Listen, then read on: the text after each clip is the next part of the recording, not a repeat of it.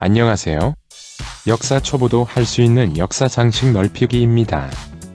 고대 그리스의 가장 대표적 폴리스인 아테네는 민주정치가 실시되는데 아테네 민주정치의 중요한 초석을 다진 인물이 솔론입니다. 아테네 정치 변천이 진행되는 혼란 속에 솔론이 행정 책임자인 집정관, 즉 아르콘이 될 수 있었던 배경이 무엇인지 알아보고 그가 시행하고자 했던 금권 정치의 내용과 그 결과에 대해서도 알아보겠습니다.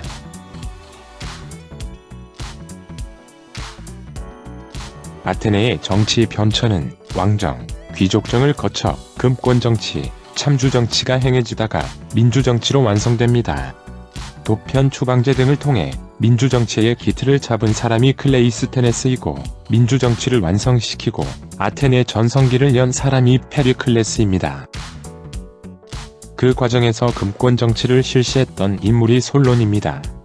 금권 정치란 돈을 이용하여 정치적 영향력을 행사하는 것을 말하는데 솔론의 경우는 재산 정도에 따라 참정권을 차등 부여하는 형태의 정치를 실시하게 됩니다.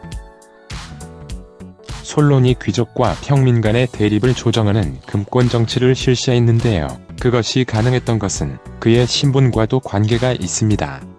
아테네 왕족 출신이었으나 집안 형편은 가난하여 상인의 길을 선택했고 그 과정에서 경제적인 여유뿐만 아니라 세상사에 대한 많은 경험과 지식을 쌓게 되었고 그것은 훗날 그가 행하게 될 많은 개혁의 배경 지식이 됩니다. 당시 아테네는 농민층의 붕괴가 시작되고 있었습니다. 척박한 땅에서 농사를 짓고 있는 농민들은 항상 가난에 시달리고 있었고 생활하기 위해 빚을 질 수밖에 없었습니다.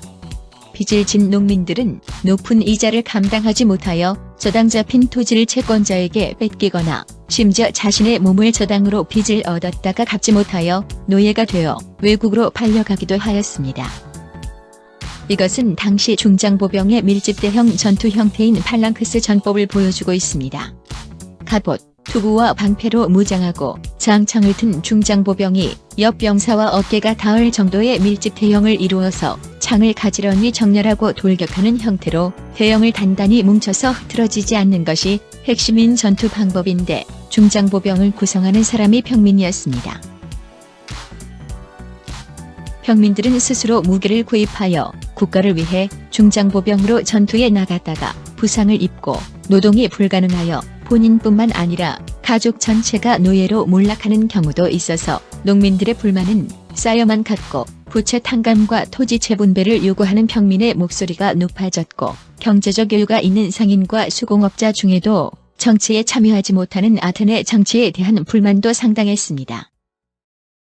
반면에 기득권 세력인 귀족들은 평민들의 목소리가 커지는 것을 반대하면서 아테네의 안정을 위해 강력한 독재자가 필요하다는 사람도 있어서 당시 혼란한 아테네의 문제를 해결할 필요성은 누구나 인정하는 상황이었지만 귀족과 평민 간의 대립을 해결하는 것은 쉬운 일이 아니었습니다. 이런 분위기 속에 기원전 594년 아테네 시민들의 합의에 의해 정치 개혁을 위한 집행 주장자로 뽑힌 사람이 솔론이었습니다. 부유한 귀족이자 상인인 솔론이 행정 책임자인 집정관 즉 아르콘이 되어 전례 없이 큰 개혁을 빠른 속도로 실시하게 됩니다. 그는 빚 때문에 노예로 전락한 시민은 해방했고 시민의 과도한 부채는 탕감해 주었으며 빼앗긴 토지는 되찾아 주었습니다. 기원전 621년에 드라콘이 제정한 가혹한 법을 폐지하고 살인 등을 제외한 모든 범죄에 대한 사형을 금지했습니다. 또한 토지 생산물의 많고 적음에 따라 시민을 4등급으로 나누고 각 등급에 따라 참정권과 군사 의무를 정하였습니다.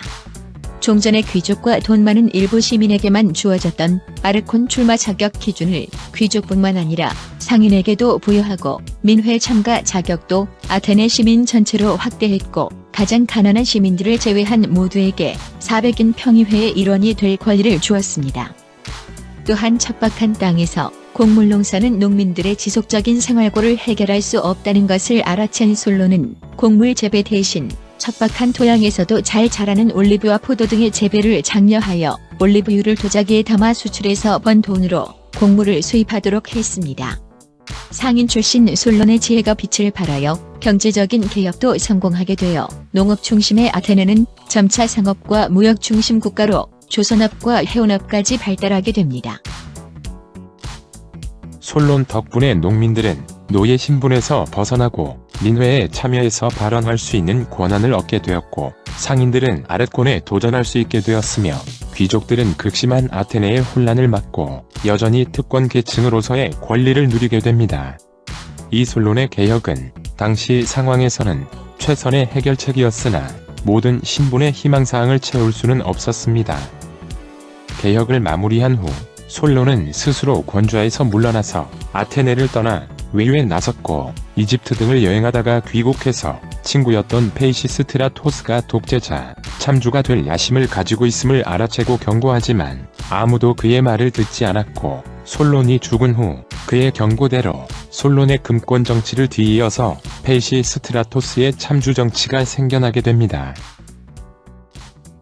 결국 솔론의 개혁은 귀족과 평민 간의 불만을 잠재우지 못하고 단기적으로는 실패하여 참주 정치로 이어지지만, 아테네의 파국을 막고 민주 정치가 꽃피는 기반을 닦은 위대한 업적으로 평가되고 있으며, 문학적 소양도 뛰어났던 그는 시인으로서도 인정받고 있고 그리스를 대표하는 일곱 현인으로도 손꼽히고 있습니다. 자, 오늘 내용은 여기까지입니다. 끝까지 시청하시느라 수고하셨습니다. 대단히 감사합니다.